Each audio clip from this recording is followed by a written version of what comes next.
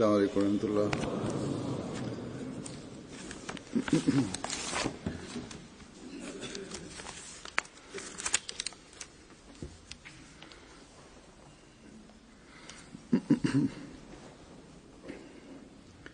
أشهد أن لا إله إلا الله وحده لا شريك له وأشهد أن محمدا عبده ورسوله أما بعد فأعوذ بالله من الشيطان الرجيم بسم الله الرحمن الرحيم الحمد لله رب العالمين الرحمن الرحيم مالك يوم الدين إياك نعبد وإياك نستعين اهدنا الصراط المستقيم صراط الذين أنعمت عليهم غير المغضوب عليهم ولا الضالين.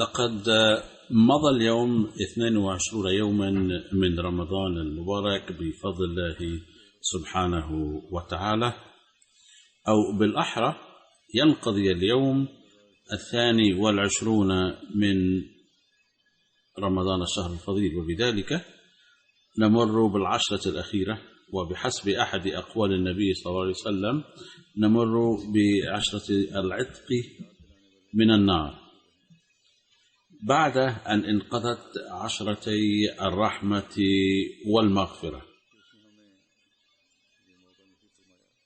فمن منة الله العظيمة علينا أنه هيأ لنا هذه الفرصة العظيمة.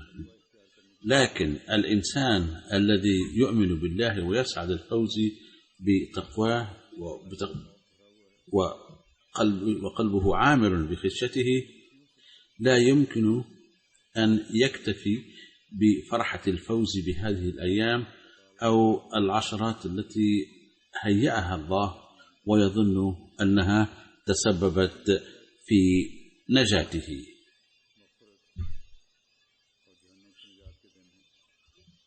لا شك أن هذه الأيام رحمة ومغفرة وعتق من النار، لكن السؤال الذي يطرح نفسه: هل اكتسبنا نصيبا من فيوض هذه الأيام؟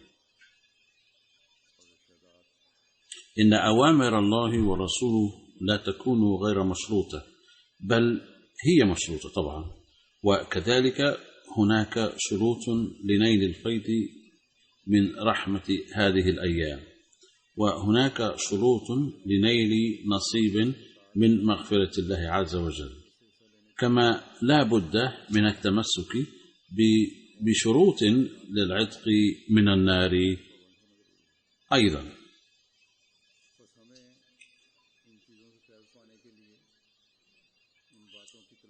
فلنيل الفيوض من هذه الأمور ثمة حاجة لتحري الأعمال التي نرضي بها ربنا ونستنزل بها أفضاله. ولكن بين المفسرون نوعين من رحمة الله، فنوع من رحمة الله ينزل إحسانا أو منة، حيث لا يبذل الإنسان أي جهد للفوز بها، حيث يقول الله سبحانه وتعالى: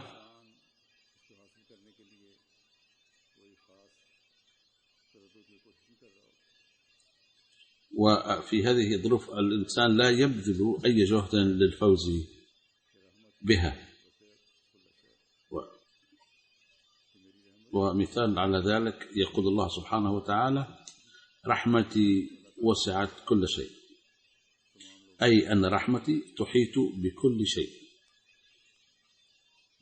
فالناس كلهم ينالون نصيبا من هذه الرحمة دون أي عمل.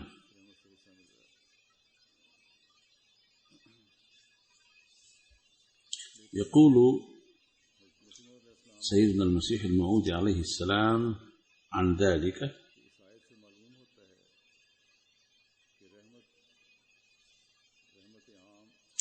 يتبين من هذه الآية أن الرحمة واسعة وعامة، والغضب أي صفة العدل تظهر للعيان نتيجة سبب معين، بمعنى أنها تظهر للعيان بعد أن يتجاوز أحد قانون الله، وإن وجود قانون الله ضروري لظهورها، وأن يرتكب ذنب نتيجة مخالفة قانون الله. عندها تظهر هذه الصفة للعيان وتحقق مقتضاها. فالله سبحانه وتعالى رؤوف بعباده ويرحمهم ويعفو عن أخطاء صغيرة بسيطة، لكن المرء حين يصبح محل غضب الله عند تجاوزه قانون الله سبحانه وتعالى وتجاوز أقصى حد، فعندها تعمل صفة العدل أو صفة أخرى. فرحمة الله تحيط بكل شيء عموما، وحين يقتضي العدل أو مخالفة قانون الله عقابا يغفر الله مع ذلك رحمة من عنده.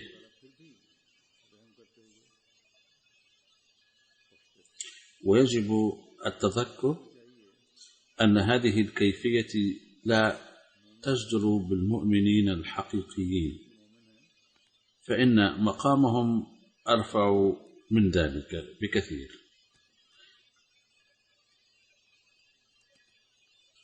فالإيمان يقتضي تحسين الحالات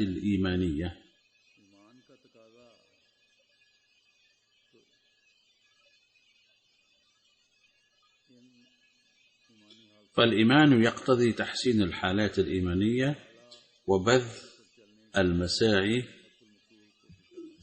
جهد المستطاع للامتثال لأوامر الله، إذا كان هناك إيمان حقيقي. وإذا صدر أي ذنب نتيجة ضعف بشري رغم كل المساعي، فإن رحمة الله تغطي ذلك الذنب، وليس أن يتجاسر الإنسان على الذنوب باستمرار كما بينت في الخطبة الماضية. ويقول إن رحمة الله واسعة فلا ضير، كلا بل هذه الأمور تثير غضب الله. لقد قال المسيح الموعود عليه السلام في موضع موضحا كيف تغلب رحمة الله غضبه، وقال: الحق أن الوعيد لا يشمل وعدا، بل يريد الله بمقتضى قدسيته أن يعاقب المجرم، وفي كثير من الأحيان يطلع ملهميه على هذه الإرادة، ثم حين يؤدي المجرم حق هذا المقتضى بالتوبة والاستغفار والتضرع والبكاء يسبق مقتضى رحمة الله مقتضى الغضب، ويحجب الغضب ويستره. هذا هو معنى الآية: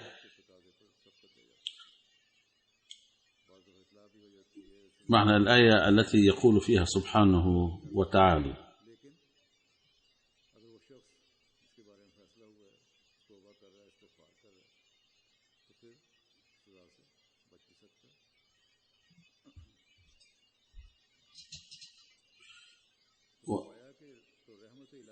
وفي هذا المعنى يقول الله سبحانه وتعالى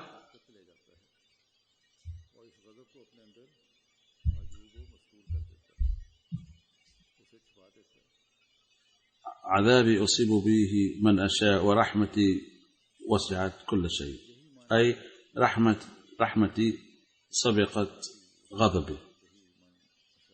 فالله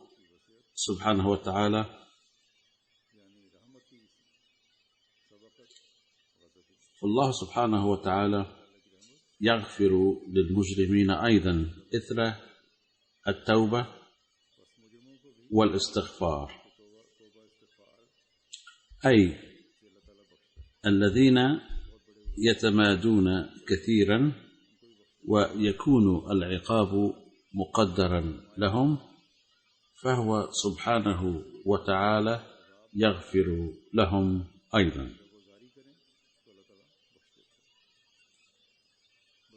وقال عليه السلام: إن الله يغفر حتى للمجرمين الذين يستحقون العذاب عندما يتضرعون، بل يكون قد أخبر رسله أن العذاب نازل على فلان، ومع ذلك فإن بكاء المجرم وضراعته واستغفاره يستنزل رحمة الله سبحانه وتعالى. أما المؤمن فلا يحصل به أي تمرد على قانون الله أولا، ثم يتضرع ويبكي وينشد رحمة الله.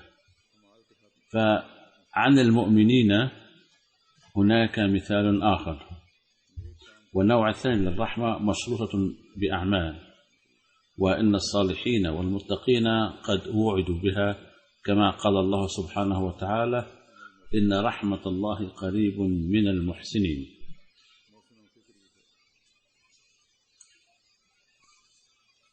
إن رحمة الله قريب من المحسنين.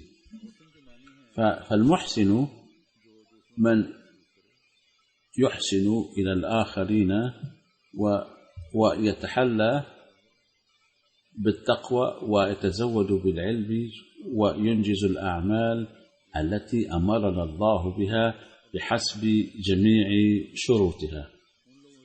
فالله سبحانه وتعالى يقول: إن رحمة الله قريبة من الذين لا يرتكبون الذنوب عن عمد خاشين العقوبة على ذنوبهم، والذين يدعون الله على الدوام ويذكرونه دوما خوفا من عقوبة معاصيهم، الذين لا يرتكبون المعاصي عن عمد، بل إذا صدر منهم أي ذنب جهلا فهم يدعون الله سبحانه وتعالى متحلين بتقواه، فتنزل عليهم رحمة الله وتجاب أدعيتهم. فمن رحمة الله الخاصة أن يجيب الأدعية، إذ ليس لنا أي حق عليه سبحانه وتعالى، أو لا أحد يقدر على الضغط عليه ليجيب دعاءه على كل حال حتما. إن رحمة الله كما يقول سبحانه وتعالى قريبة من المحسنين، وتنزل على الذين يقضون الحياة سائرين على دروب التقوى، الذين يحسنون إلى الآخرين ويؤدون حقوقهم. فإذا كنتم تريدون أن تجاب أدعيتكم فلا بد من أن تكونوا محسنين واضعين في عين الاعتبار هذا المعنى للإحسان، فليس الأمر بسيطا هينا. فلا يسع الإنسان أن يكون محسنا بإحراز الحسنات العادية، بل لا بد لإحراز هذا المقام من رفع الأعمال إلى أعلى المستويات. حين ينظر الإنسان إلى تعريف النبي صلى الله عليه وسلم للإحسان يضطرب ويفكر هل عبادته ترتقي إلى ذلك؟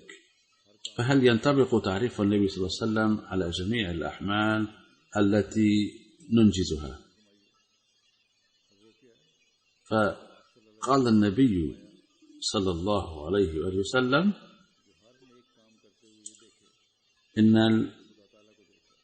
إن المحسن من ينجز كل عمل حسن كأنه يرى الله، وإن لم يكن يراه فإن الله يراه. فإذا كانت هذه حالتنا في العبادة وعند إحراز أعمال أخرى فيستحيل أن يصدر منا عمل سيء وأن نحيد عن التقوى أبدا، ولا يمكن أن نسيء إلى أحد ونغصب حقوق أحد أبدا، بل لا يمكن أن يخطر ببالنا أبدا أن نخسر أحدا ونهضم حقه. وأوامر الإسلام من نوع حيثما بدأنا العمل بها أو تمسكنا بأي منها أو نظرنا إلى أي من حكم رسوله فإن ما توجهنا إليه كلها هو تأدية حقوق الله وحقوق العباد. إننا نتمنى كثيرا أن تقبل أدعيتنا ونرث رحمة الله أيضا، لكننا لا نبذل أو غالبيتنا الجهود التي يتطلبها تحقق هذه الغاية أو لا نسعى له بانتظام كما يجب على المؤمن. نحن نفرح بأن نمر من عشرة رحمة الله ولا نفكر ماذا فعلنا للحصول على هذه الرحمة أو ما الذي كان يجب علينا لاكتسابها. هل كان سلوكنا مثل العصاة والمجرمين الذين ينالون رحمة الله بالتضرع والابتهال مؤقتا ويجتنبون عقوبته التي كانوا يعرضون لها نتيجة جرائم معينة ارتكبوها، أو نحاول أن نعد من المحسنين ونتصرف في حياتنا مثل الذين يتعهدون للثبات على التقوى دائما ويسعون جاهدين للإحسان إلى الآخرين، ويحاولون أن يجعلوا من رمضان وسيلة لخلق تغيرات حسنة في نفوسهم.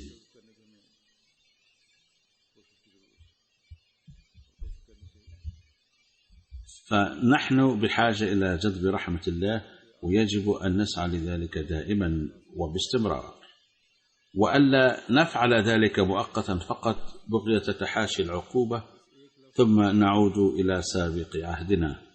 لقد أعطانا رسول الله صلى الله عليه وسلم كنزا كبيرا فيما يتعلق بدستور العمل في حياتنا، فقال أن ابحثوا عن رحمة الله في الأيام العشرة الأولى، وعندما تكونون قد نلتم الرحمة فتعهدوا أنكم ستجعلونها جزءا من حياتكم لا يتجزأ. والتربية التي يتلقاها المؤمن في 10 أيام ستهديه إلى سبل جديدة. ولكن لما كان الشيطان يلازمنا دائما وهو عاكف على إغواء الناس وصرفهم على الحسنات، لذا نحن بحاجة إلى نصرة الله للثبات على رحمته بعد الحصول عليها.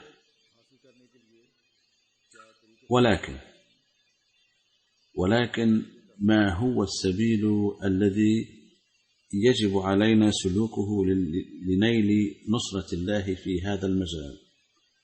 فقد قال الرسول صلى الله عليه وسلم: ما مفاده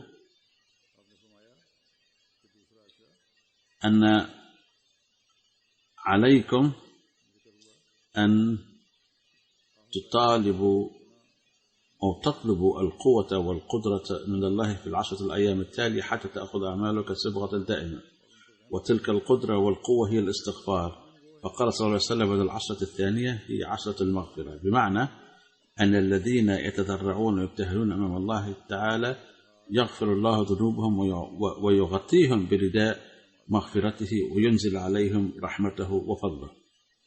ولكن المؤمن الحقيقي هو الذي يجعل ستر الله ورحمته جزءا من حياته، ويظهر ذلك من خلال عباداته وأعماله الأخرى وبالتزامه بالاستغفار، فاحصا أعماله دائما.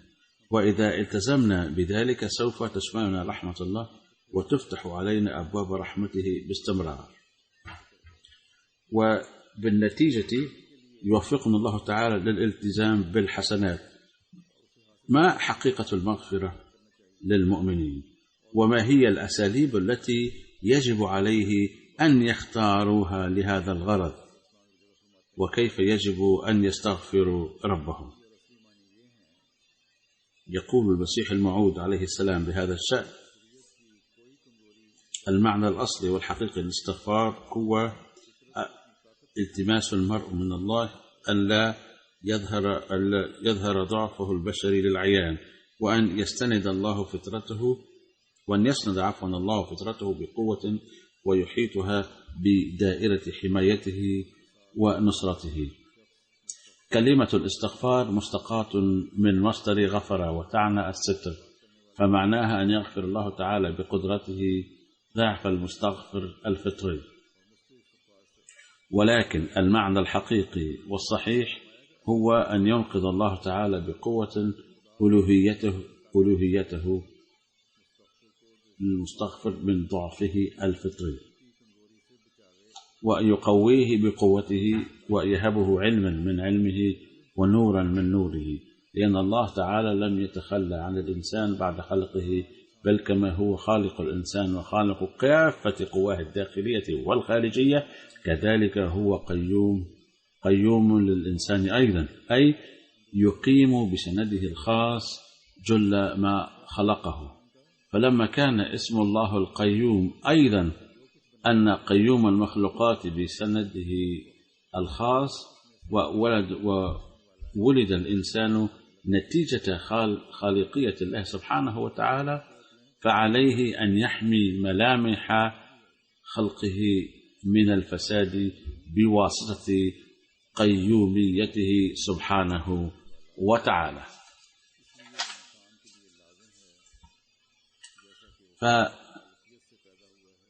فكانت هناك حاجة طبيعية للإنسان، ولبيت من خلال نصيحته بالاستغفار. ماذا ينبغي عليه فعله من أجل إنقاذ نفسه من الإعوجاج والضلال ولأخذه نصيبا من قيومية الله تعالى ولدوام تمتعه بالحالة الروحانية؟ رد الله تعالى عليه فقال: عليكم بالاستغفار. فالتوجيه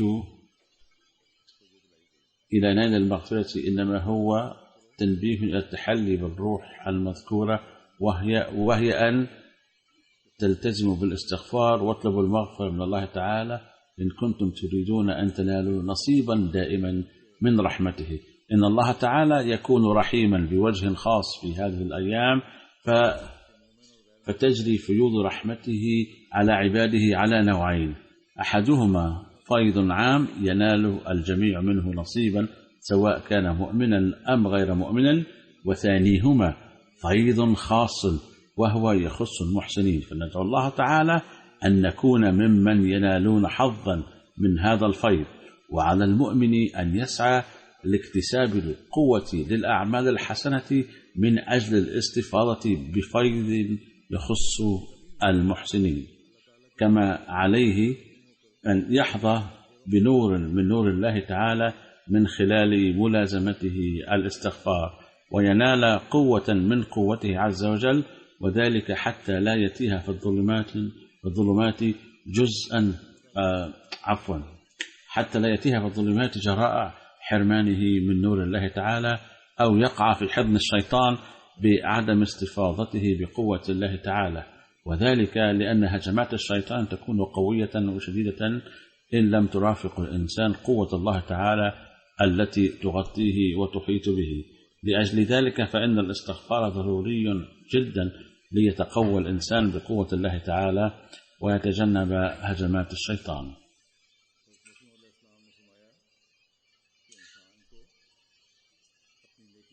قال بأن الإنسان ضعيف ولا بد له من الاستغفار لتدارك هذا الضعف والتقوي بقوة الله تعالى. قال المسيح الموعود عليه السلام بأن الإنسان يحتاج إلى سند الله تعالى من أجل الثبات على كسب الحسنات والتمتع الدائم بأفضال الله تعالى ورحمته، ولا نستطيع أن نحرز شيئا بدون هذا السند.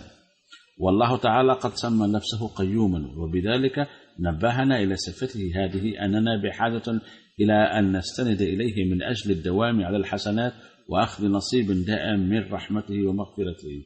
وأن صفة الله القيومية تخبرنا أننا إذا أردنا الدوام على شيء ما فلا بد لنا أن نستند إلى هذا الإله القيوم، ولا بد لنا أن نتوجه إليه.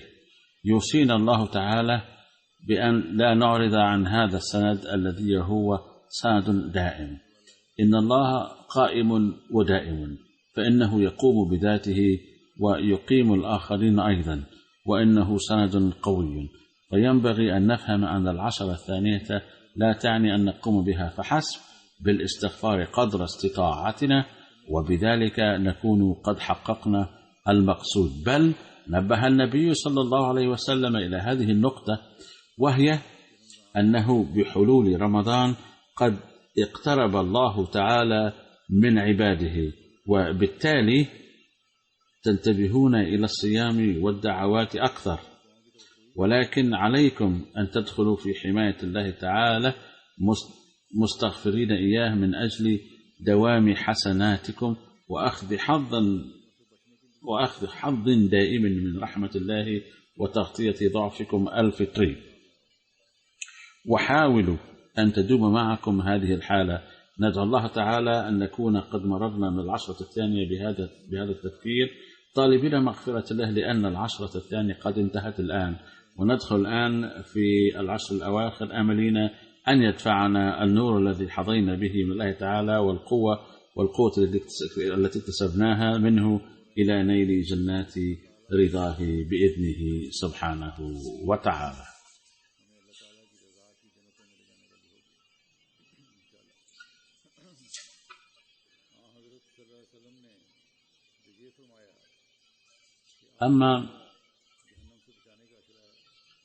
أما قول النبي صلى الله عليه وسلم عن العشرة الأواخر أنها عتق من النار، فيتحقق ذلك عندما يرتدي الإنسان رداء رحمة الله تعالى وينال منه النور والقوة، أي يكتسب من الله النور والقوة ثم يثبت عليهما. فلا بد لمثل هذا العبد أن ينال قرب الله تعالى. لن يترك سبحانه وتعالى عمل أحد بلا أجر، فإنه معطاء ووهاب. إذا كان الإنسان يكسب الحسنات لوجه الله تعالى فلا يعده سبحانه وتعالى بعدم إلقائه في جهنم فحسب، أو لا يقول له بأنك نجوت من النار، بل قول النبي صلى الله عليه وسلم عتق من النار، يشير إلى أن الله تعالى قد رضي بأعمال هؤلاء ويبشرهم بالجنة. فإن استغفرتم الله على الدوام والتزمتم بالاستغفار من أجل المداومة على كسب الحسنات وتشبثتم بأهداب الله تعالى للثبات والمداومة على هذه الأمور، فإن أبواب جهنم التي أغلقت بحلول رمضان لن تبقى مغلقة أمامكم في رمضان فحسب، بل إن عباداتكم في هذه الأيام 30 وتحقيقكم لعهودكم وأدائكم للحقوق والواجبات وملازمتكم التوبة والاستغفار سوف تغلق أمامكم أبواب جهنم للأبد. أقدم لكم مقتبسا من كلام المسيح الموعود عليه السلام لتوضيح حقيقة الجنة وجهنم. يقول عليه السلام: ما هو الهدف من الدين؟ إن الهدف هو أن يتحلى المرء بالإيمان اليقيني بوجود الله تعالى وصفاته الكاملة، فينجو من أهواء النفس ويتولد لديه الحب الذاتي بالله تعالى، لأن هذه هي الجنة الحقيقية التي تظهر للعيان في العالم الأخروي بشتى الأساليب. إن الجهل بالله الحقيقي والبعد عنه وعدم حبه حبا صادقا هو الجحيم في الحقيقة التي سيظهر في العالم الآخر بأنواع وأقسام مختلفة.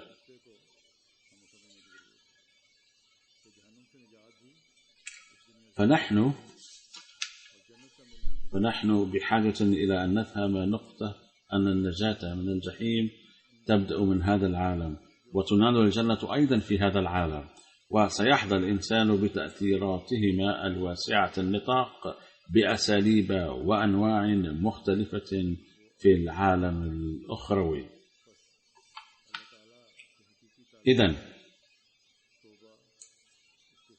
إذن إن علاقة الإنسان الصادقة بالله تعالى والتوبة والاستغفار تجعل الإنسان يحظى بالجنة في هذه الدنيا، غير أن إنعاماتها العظمى سينالها في العالم الثاني كما قلت آنفا.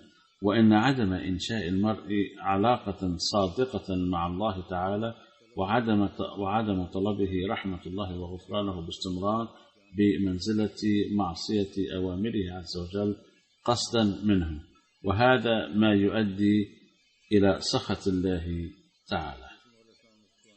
لقد بين المسيح الموعود عليه السلام هذا الأمر بكل وضوح في ضوء القرآن الكريم، فقال: إن حقيقة الجنة والجحيم كما بينهما القرآن الكريم لم يبينها أي كتاب آخر. لقد قال فيه بوضوح تام أن هذه السلسلة تبدأ من هذا العالم، وقال بهذا الخصوص: ولمن خاف مقام ربه جنتان، أي ينال المرء إحدى الجنتين في هذه الدنيا، لأن خشية الله تمنعه من ارتكاب السيئات، والسعي إلى السيئات يخلق في قلبه قلقا واضطرابا، وهو جهنم خطيرة بحد ذاتها. إن خشية الله تمنع عن السيئات، فإذا امتنع المرء من السيئات فكأنه نال الجنة في هذه الدنيا. أما اقتراف السيئات فيخلق في القلب قلقا واضطرابا، فمرتكب السيئات لا ينال السكينة والقرار في أي مكان، بل يكون عرضة للاضطراب دائما. فبارتكاب السيئات يخلق الإنسان الجحيم بنفسه لنفسه.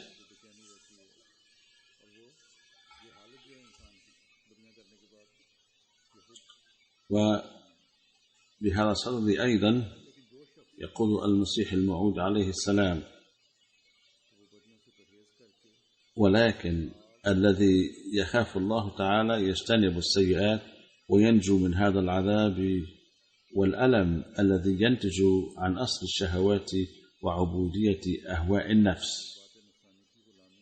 أي إذا كبت الإنسان عواطفه وأهواء نفسه خشية الله فهو ينجو من أصل الشهوات وعبودية النفس، ويتقدم في الإنابة إلى الله بإخلاص مجتنبا الأشياء المذكورة، فيعطى نتيجة لذلك متعة وسرورا، وبذلك تبدأ حياته في الجنة من هذا العالم.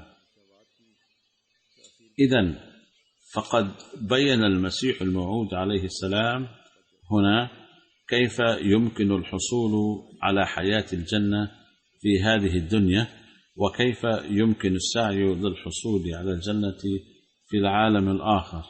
فقال عليه السلام أن المراد من اجتناب الجحيم والحصول على الجنة بحسب القرآن الكريم ليست الجنة أو الجحيم الأخروية فقط، بل المراد منه هو الجنة والجحيم في هذه الدنيا أيضا.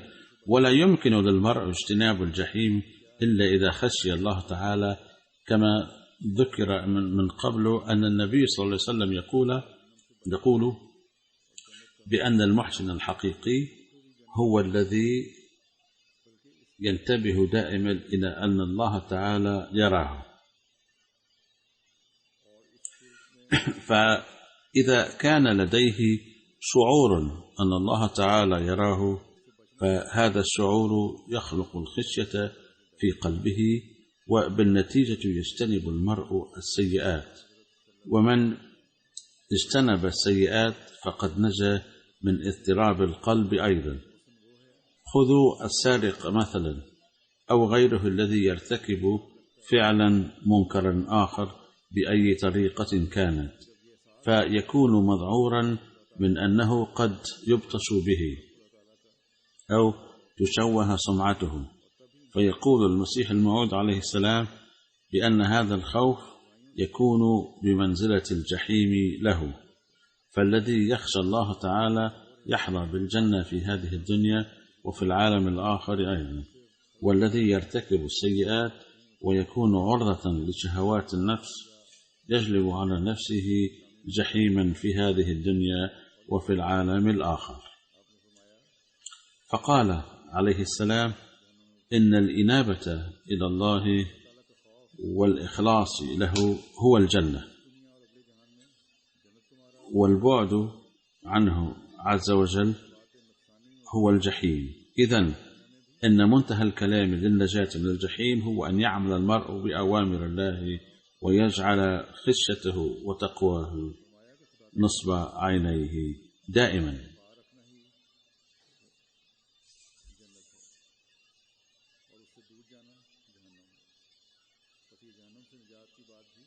باختصار قد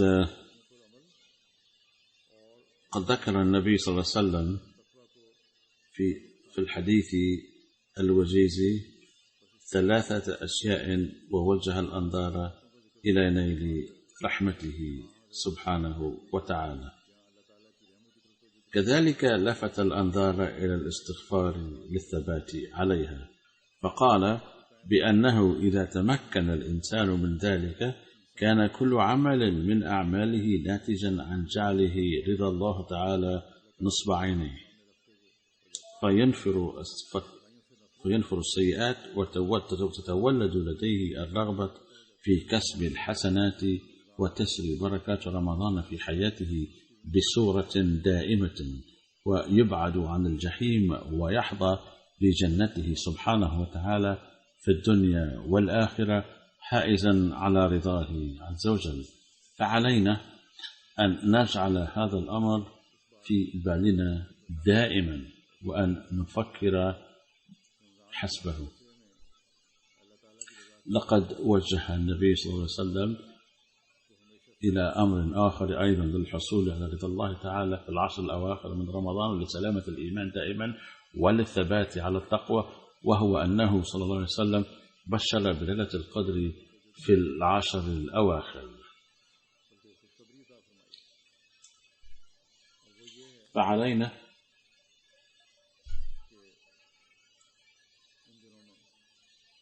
فعلينا أن نجعل هذا الأمر في بالنا دائما وأن نفكر بحسبه. لقد وجه النبي صلى الله عليه وسلم إلى أمر آخر أيضا للحصول على رضا الله تعالى في العشر الأواخر من رمضان ولسلامة الإيمان دائما وللثبات على التقوى، وهو أنه صلى الله عليه وسلم بشر بليلة القدر في العشر الأواخر.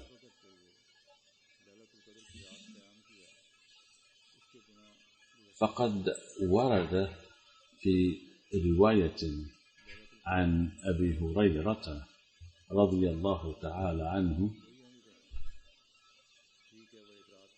عن النبي صلى الله عليه وسلم قال: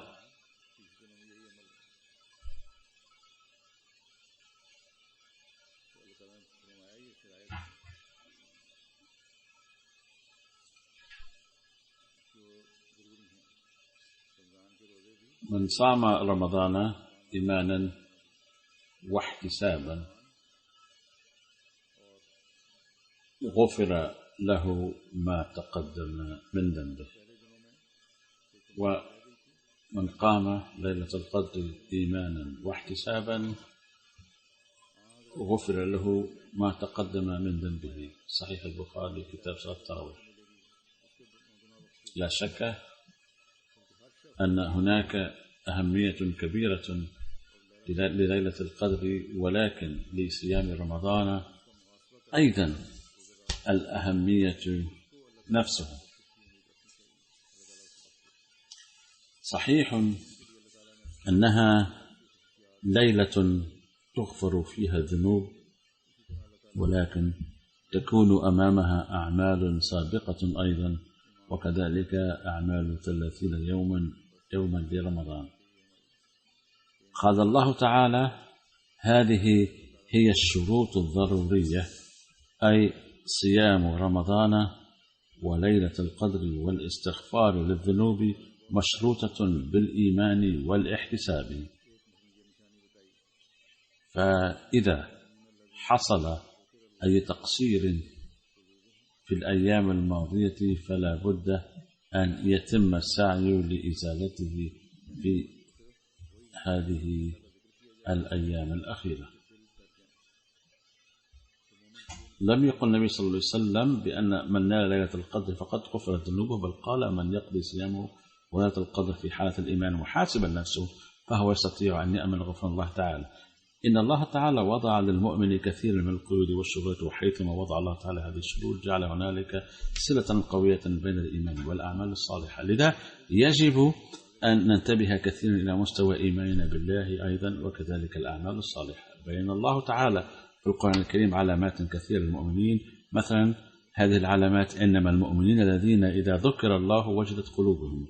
فعلامة المؤمن هي أن يشعر كل حين أن العمل بأحكام الله تعالى ضروري، وأن الله تعالى أمرنا بكذا وكذا، وكلما يذكر بشيء بسم الله تعالى يخشى الله تعالى فورا ويسعى للعمل به. فما دام قد ورد أمر الله تعالى في عدة أماكن لكسب الأعمال الصالحة لوجهه سبحانه وتعالى وأداء حقوق الآخرين، فلا بد أن نضع هذا الأمر نصب أعيننا كل حين. وإذا دعي المرء إلى ذلك باسمه عز وجل ولم يتوجه إليه فأن له أن يدخل في فئة المؤمنين بحسب هذه الآية، أو إذا لم نتوجه نحن فهل نعد مؤمنين؟ قال صلى الله عليه وسلم: لو صام كل شخص أو أمضى ليلة القدر محاسبا نفسه وناظرا في حالة إيمانه غفرت له ذنوبه. إذن فبركة رمضان وليلة القدر مشروطة، كما قلت في بداية الخطبة أن أحكام الله ورسوله تكون مشروطة. فإذا كان إيمان الإنسان ضعيفا وهو يغصب حقوق الآخرين، ومع ذلك إذا ادعى بأنه رأى ليلة القدر، فلا بد أن حالة خاصة للدعاء طرأت عليه وأحدثت انقلابا تاما في حالته، فقد أكرمه الله تعالى بفضله الخاص ورحمته، وهو يقتضي منه أن يعمل بأحكام الله ثابتا على هذه الحالة. وإن لم يكن الأمر كذلك فما زعموا أن ليلة القدر قد يكون هو خداع لنفسه، لأن النبي صلى الله عليه وسلم اشترط لهذه الحالة الإيمان ومحاسبة النفس. فهذه النكتة بينها المسيح الموعود عليه السلام أمامنا، بأن ليلة القدر لا تنحصر في ليلة معينة فقط، بل لها 3 صور. الأولى هي تلك الليلة التي تأتي في رمضان، والثانية هي زمن النبي، والثالثة هي تلك الساعة التي يتطهر فيها الإنسان ويتخلص من أوساخ الدنيا وقدراتها، ويقوم على الإيمان بثبات، ويبعد عن نفسه جميع السيئات محاسبا نفسه، فهي ليلة القدر له. فهذه هي ليلة القدر التي إذا تيسرت لنا وأصبحنا ممن يخلصون لله تعالى ويعملون بأحكامه ويرفعون مستوى عباداتهم، فنكون قد أحرزنا هدفنا الذي أمرنا الله تعالى بإحرازه. ولو حصلنا على مقامنا هذا لأصبح كل يوم وكل ليلة ساعة استجابة الدعاء لنا. فيجب علينا نحن الذين آمنا بالمحب الصادق للنبي صلى الله عليه وآله وسلم أن نحدث انقلابا في حالتنا ونوصل إيماننا إلى ذلك المستوى الذي يصبح فيه كل قول لنا وكل فعل لنا لنيل مرضات الله سبحانه وتعالى، ونصبح ممن يقضون حياتهم محاسبين أنفسهم، وتدوم فينا بركات رمضان. قدر الله تعالى أن يحظى الكثير منا بليلة القدر هذه التي هي ساعة استجابة الدعاء، والتي قال النبي صلى الله عليه وسلم بأن نتحراها في العشر الأواخر، وأن يكون حصولها مدعاة لسلوكنا على دروب الصلاح والتقوى وزيادتنا فيها، وأن تغفر جميع ذنوبنا السابقة، وأن يخلق الله تعالى بفضله الخاص فينا قوة وقدرة تجنبنا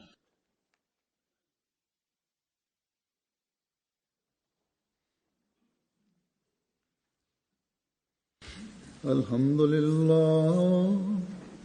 لله نحمده ونستعينه ونستغفره ونؤمن به ونتوكل عليه ونعوذ بالله من شرور أنفسنا ومن سيئات أعمالنا.